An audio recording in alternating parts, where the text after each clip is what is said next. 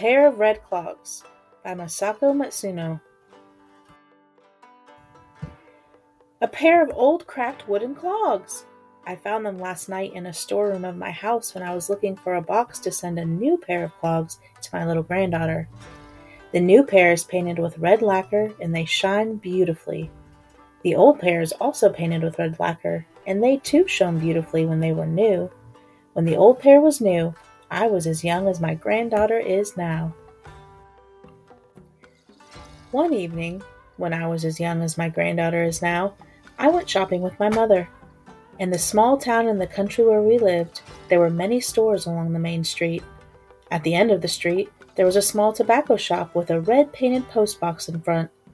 I loved to go into this shop because wooden clogs were sold there too. I was going to choose a pair of them to wear to school starting the next day. Just one pair.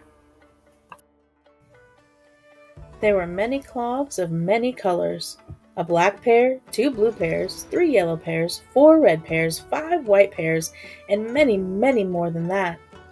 All were ranged in order on wooden stands under the light. Behind the stands, there were other shelves with other pairs of wooden clogs. The blue would be nice when I wear my blue dress, I thought, but the yellow ones would also be nice. "Which pair would you like, little girl?" asked the lady of the store. "Red? Blue? Yellow?" I wondered for a long while. My mother was looking at me, smiling quietly. I thought and finally decided to take the red ones. They were painted with clear red lacquer, and there was a thong of red and black on each clog. It was almost dark when we went out of the shop with the new clogs in my hands. Lights were in the stores, and the goods of the stores looked very pretty under the lights. Polished apples looked as if they were painted. Fresh bluish fishes looked almost alive on blocks of shining ice, and roses were still wearing dew on their dark red petals as if they had just come from the gardens. But my new clogs were the most beautiful of all. They were so airy and so light that I felt as if I was wearing nothing. When I walked, they talked. Kawakaro, kawakaro. When I ran, they sang. Koro, koro, koro, koro. Right along with me. I went to school, I played with my friends, I went shopping with my mother wearing the new pair. Everybody said, "Aren't they pretty?" I was happy, very happy. One evening, when the sun was going down, my friends and I were walking down the hill. The sun was just setting, and everything looked orange in its rays. The sky, the grasses, my friends, and I. "Ashira tenkini nare," one of the girls sang, and kicked her wooden clogs into the air. "Ashira tenkini nare?" May it be fine tomorrow, it means. I did it too. This game is called the weather-telling game, and if your clogs fall to the ground like this, it'll be a fine day tomorrow. And if it's like this, there will be snow. And if like this, it will rain. And that is how I made a crack in my new clogs. They did not talk karo-karo, karo-karo when I walked. They did not sing karo-karo, karo-karo when I ran. They just sounded garo, garo, garo. I was sad. Shall I ask my mother to buy a new pair? I thought. No, I knew she would not buy another pair so soon. I remembered what she had told me when we bought them. "Take good care of them," she had said. "Maybe I will buy another pair after a while, for the next festival day." Oh, it was more than 2 months till then. She will not buy new ones yet, I said to myself. So I kept wearing them. They were not new anymore now that there was a crack in them. Day by day, little by little, they got dirtier. Do I have to wear them for another 2 months? I thought miserably. I thought, and I had a bright idea. Suppose this pair got very, very dirty. Then Mother could not help buying a new pair because she wouldn't like me to look dirty among the others. Let's make this pair very dirty, I decided. The very next day on my way home from school, I walked into a puddle to get the wooden clogs wet.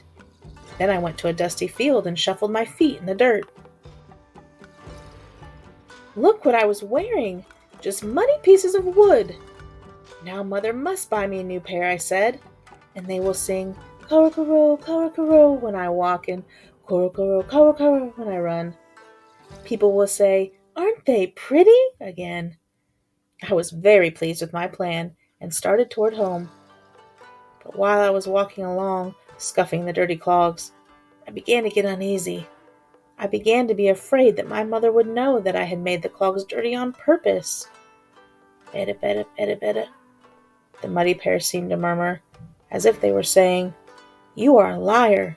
You are telling a lie. So, I was walking slowly when I entered the kitchen where Mother was cooking. What's wrong with you, Mako? She said, looking at my dirty feet.